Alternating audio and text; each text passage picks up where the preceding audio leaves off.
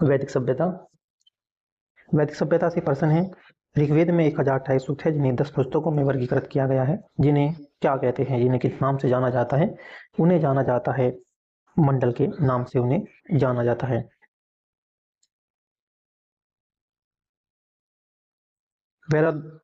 बृहदारण्यक, मुंडक और तैत्तिरीय निम्नलिखित में से किस श्रेणी के धार्मिक ग्रंथों के ये उदाहरण हैं? उपनिषद के ये उदाहरण हैं। पुराने की जो संख्या है, पुराणों की संख्या 18 है। इसमें मत्स्य पुराण सबसे प्राचीन पुराण है, मत्स्य पुराण। हिंदू धर्म में देव पौधों के स्वामी, रोगों के उपचारक और धन के दाता के रूप में जिसे माना जाता है?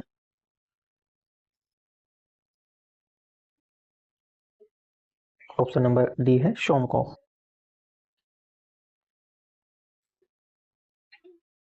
हिंदू धर्म में सोमदेव को पौधों का स्वामी, रोगों का उपचारक और धन का दाता माना जाता है। वरुण को समुद्र का देवता, विश्व के नियामक, सत्य के प्रतीक, ऋतु परिवर्तन के देवता के रूप में जाना जाता है।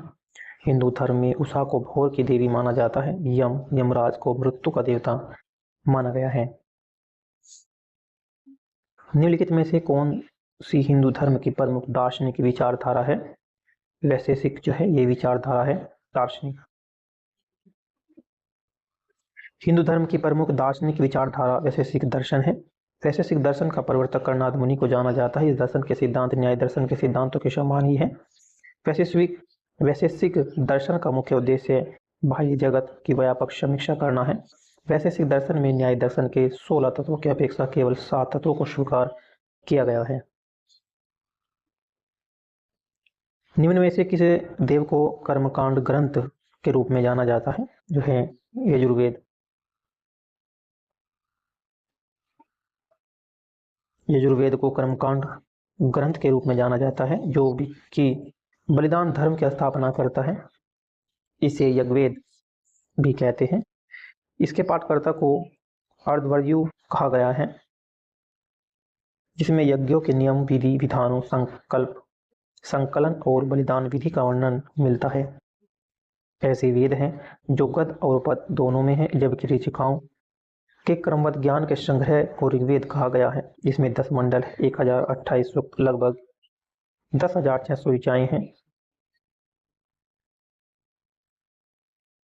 इसके चाव को बढ़ाने वाले ऋषि को होत्र कहते हैं और सोमवेद के यज्ञों के अवसर पर गाए जाने वाले मंत्रों का संकलन इसके पाठकर्ता का उद्गाता कहते हैं। और अथर्ववेद अथवा ऋषि के द्वारा रचित कुल जो सूक्त हैं 731 सूक्त और 6000 इसमें मंत्र हैं। यजुर्वेद किससे संबंधित है? यजुर्वेद यज्ञों के अनुष्ठानों से ये संबंधित है। यजुर्वेद का संबंध यज्ञ के अनुष्ठानों तथा मंत्रों के संग्रह से है। 4 वेद है, ऋग्वेद, सामवेद, यजुर्वेद और अथर्ववेद। यजुर्वेद तीसरा वेद है। यजुर्वेद की 2 शाखाएं हैं, कृष्ण यजुर्वेद तथा शुक्ल यजुर्वेद। यजुर्वेद की कितनी शाखाएं हैं? यजुर्वेद की 2 शाखाएं हैं, शुक्ल यजुर्वेद और कृष्ण यजुर्वेद। यजुर्वेद की 85 शाखाओं की रचना मिलती है। यजुर्वेद में 85 शाखाओं की चर्चा मिलती है, किंतु आज उनमें केवल ये 4 ही उपलब्ध है। कट, कपिष्ठल, शुक्ल यजुर्वेद की 2 शाखाएं हैं। कृष्ण यजुर्वेद की शाखाएं हैं कणु, मध्यान्हदिनी।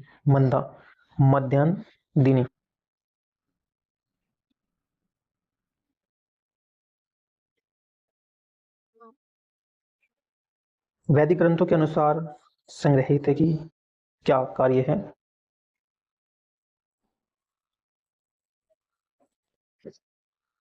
कोषाध्यक्ष या खजांची।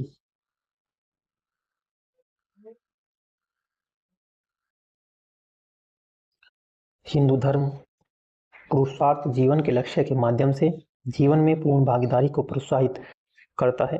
निम्न में से कौन एक पुरुषार्थ नहीं है? सत्व। अर्थ है, काम है, मोक्ष जो है, सभी ये भागीदारी करते हैं, प्रोत्साहित करते हैं। पुरुषार्थ है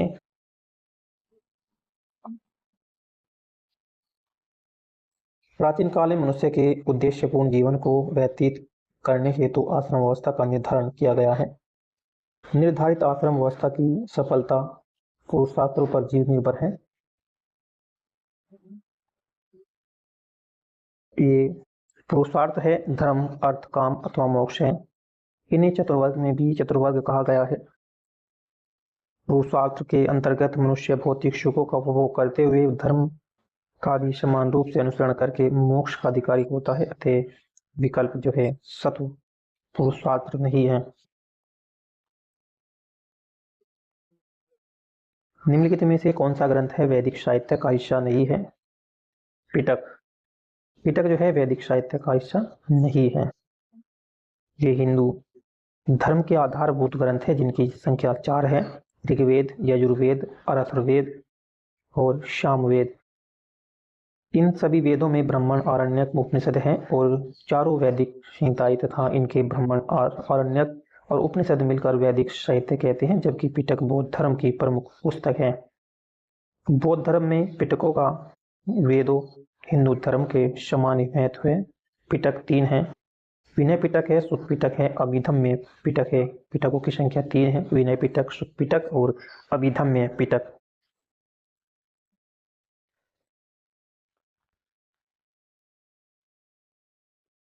हिंदू धर्म में इनमें से किस देवता को सृजनकर्ता माना जाता है? ब्रह्मा को। हिंदू धर्म में सृजनकर्ता देवता ब्रह्मा को माना जाता है। भगवान विष्णु को इस सृष्टि के संचालनकर्ता के रूप में जाना गया है और भगवान शिव को सृष्टि के विनाशक के रूप में जाना जाता है। भगवान शिव को ऐत्रेय उपनिषद के ऐत्रेयारण्यक की दूसरी पुस्तक के चौथे, पांचवें और छठे अध्याय से संबंधित और इसे सबसे पुराना उपनिषद माना गया है वह है ऋग्वेद।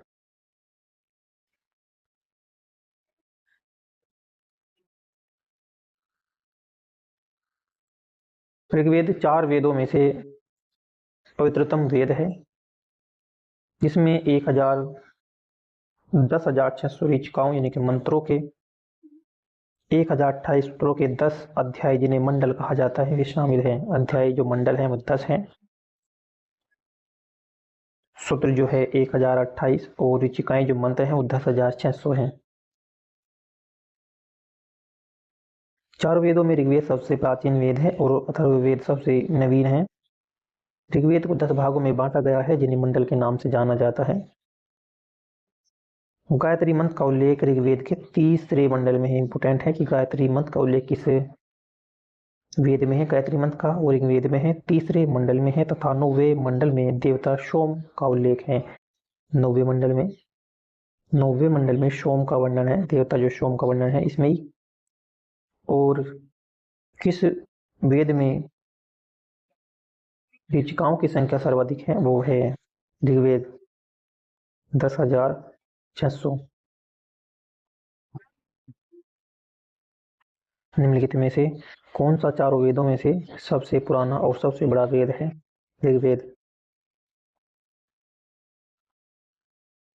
ऋग्वेद का जो संग्रह है वो 1010 सूक्तों से है। 1028 सूत्रों का संग्रह है।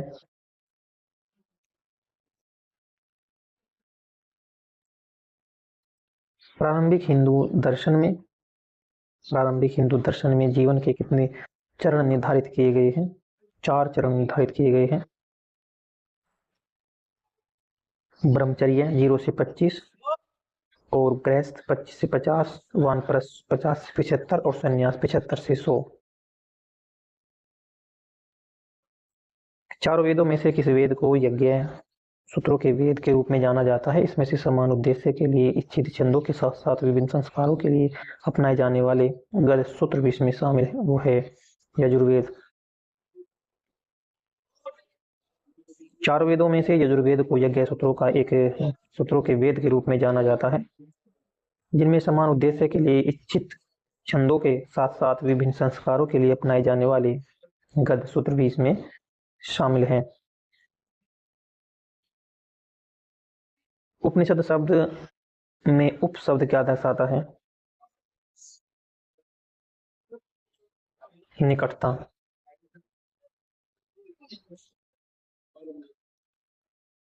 उपनिषद शब्द में उपशब्द निकटता को दर्शाता है। उपनिषद सामान्य वेदांत कहलाते हैं, वे दार्शनिक ग्रंथ हैं। भारतीय दर्शन के कुछ प्रमुख उपनिषद वेदारण्यक, छांदोग्य, ऐत्रेय, कौशिकी, मैत्रेयी आदि हैं। ऋग्वेदों में स्रोतों को किस रूप में जाना गया है? ऋग्वेद में जो स्रोतों को किस रूप में जाना गया है? ऋग्वेद में स्रोतों को सूत्र के रूप में जाना गया है।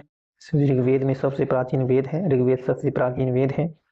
1028 सूत्र संपूर्ण ऋग्वेद को 10 मंडल में इसमें विभक्त किया गया है। निम्नलिखित में से किस वेद को गीत की पुस्तक या मंत्रों का वेद या गीत का योग भी कहा गया है? वो है सामवेद।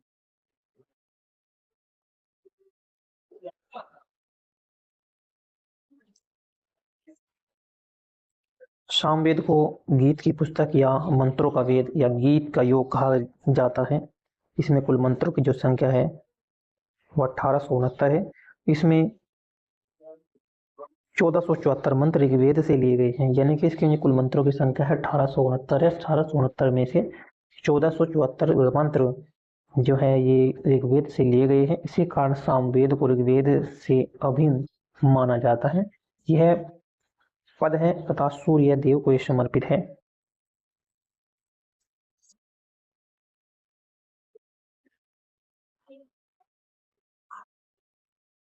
सबसे पुराना जो वेद है ऋग्वेद है।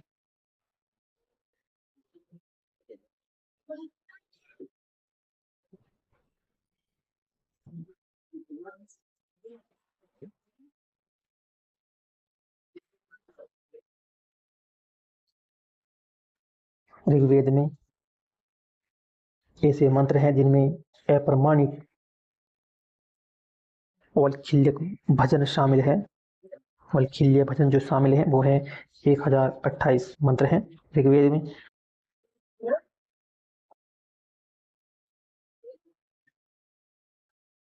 ऋग्वेद में कितने मंत्र हैं? 1028 मंत्र हैं।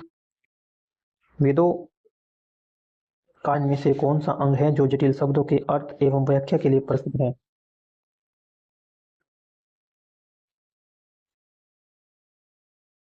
निरुक्त।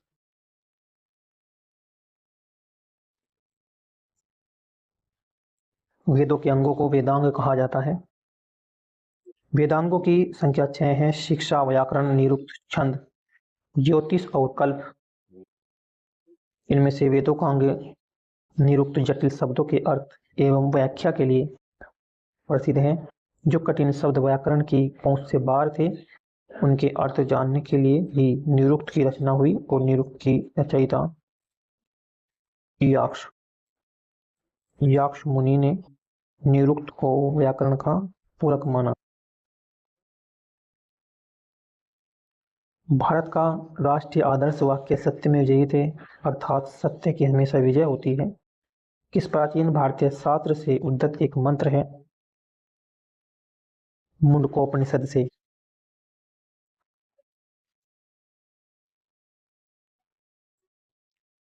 भारत का राष्ट्रीय आदर्श वाक्य सत्यमेव जयते अर्थात सत्य की हमेशा विजय होती है मुंडकोपनिषद से लिया गया है। इसका उल्लेख सम्राट अशोक द्वारा बनवाए गए सिंह स्तंभ सारनाथ में भी रहा, जिसे हूबहू भारत के राष्ट्रीय प्रतीक में शामिल किया गया।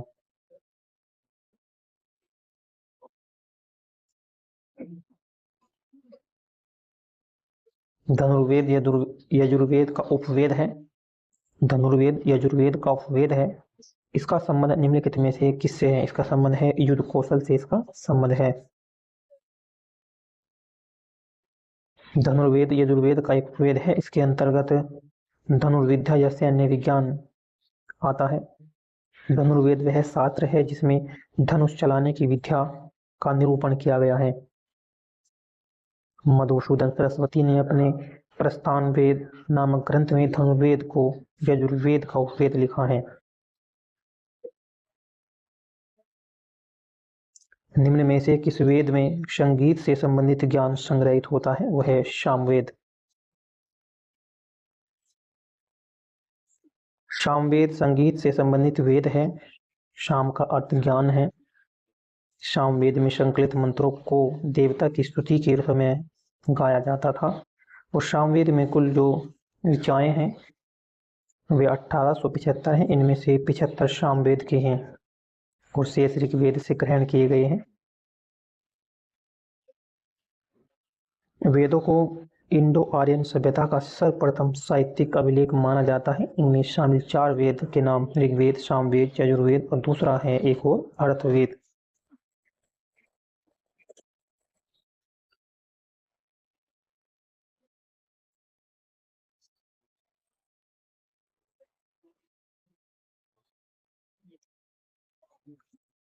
वेदों को इंडो आर्यन सभ्यता का सर्वप्रथम साहित्य अभिलेख माना जाता है और जिनका संकलन महर्षि कृष्ण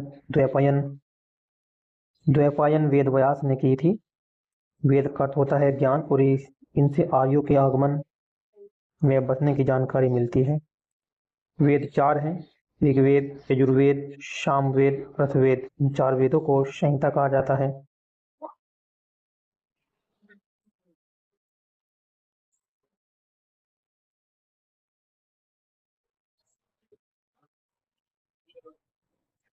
मुंडक उपनिषद किससे संबंधित है? ये अर्थवेद से संबंधित है।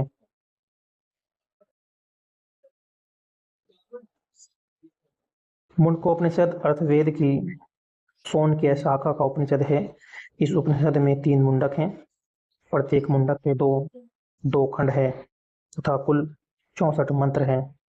मुंडकोपनिषद को मंत्रोपनिषद के नाम से भी जाना जाता है और भारत के राष्ट्रीय प्रतीक में अंकित सत्यमेव जयते शब्द भी मुंडकोपनिषद से ही लिया गया है। भारत की वैदिक काल अवधि कब तक चली? 1500 से 500 BC तक ये चली है। निम्नलिखित में से कौन सा वेद जादुई अनुष्ठान और वशीकरण के बारे में बताता है? ये अथर्ववेद है।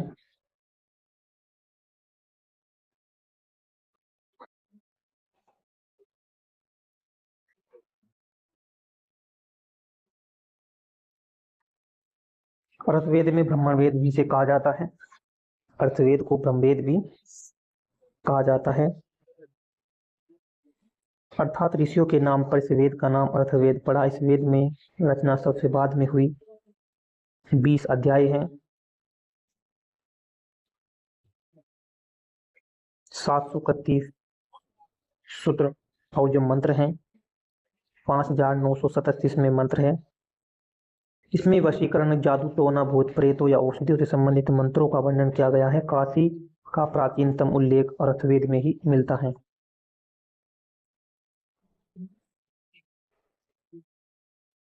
यजुर्वेद में यजुर का अर्थ क्या है? वह है बलिदान।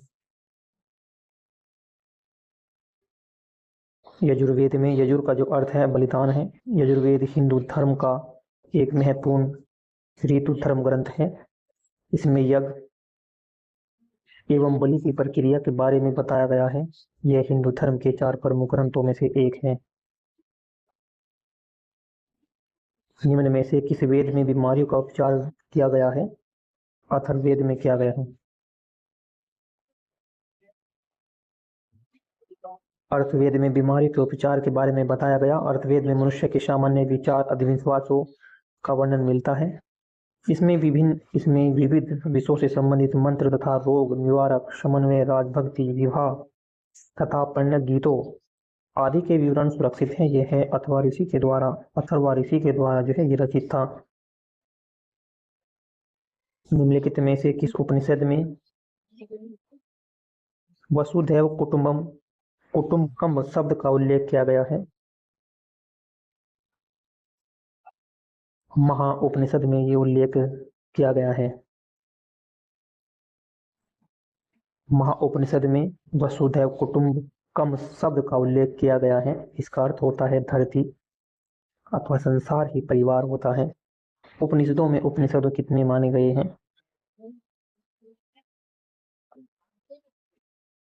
ऑप्शन नंबर 108 उपनिषद है और 11 उपनिषद मुख्य माने जाते हैं। 108 उपनिषदों में से 11 जो उपनिषद है वे मुख्य माने जाते हैं। उपनिषद ही समस्त भारतीय दर्शन के मूल स्रोत हैं। इन्हें वेदांत भी कहा जाता है। सत्यमेव जयते भारत का राष्ट्रीय आदर्श वाक्य है जो मुंडक उपनिषद से लिया गया है। भारतीय इतिहास में मुक्तियों का उपनिषद 108 उपनिषद का उल्लेख मिलता है, लेकिन 11 उपनिषद ही प्रमाणिक है। इनमें वेदांत उपनिषद सबसे बड़ा है। मांडुक्योपनिषद सबसे छोटा, 12 श्लोक तथा छांदोपनिषद सबसे पुराना है। छांदोग्य उपनिषद जो है सबसे पुराना है। सबसे पुराना जो उपनिषद है वो है छांदोग्य उपनिषद है। प्रारंभिक भारतीय दर्शन के अनुसार प्रत्येक वस्तु मूल तत्वों से बनी है। 5 पंचभूत या पंच महाभूत भारतीय दर्शन में सभी पदार्थों के मूल माने गए हैं। आकाश, वायु, अग्नि, जल तथा पृथ्वी, ये 5 महाभूत माने गए हैं, जिनमें सृष्टि का प्रत्येक पदार्थ बना है। इससे बने पदार्थ जड़ होते हैं और सजीव बनने के लिए इनको आत्मा चाहिए। आत्मा को वैदिक साहित्य में पुरुष कहा गया है और सांख्य दर्शन में प्रकृति इन्हीं 5 भूतों से बना माना गया है। कठोपनिषद में नचिकेता नामक एक किशोर और देवता के बीच हुई बातचीत दर्ज है। निम्नलिखित में से कौन सा देवता नचिकेता से बात कर रहा है? भगवान यम।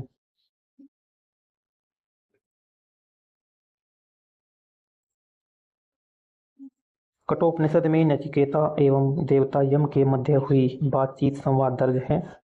यह कृष्ण यजुर्वेद शाखा का उपनिषद है। इस उपनिषद के रचयिता कट नामक आचार्य हैं।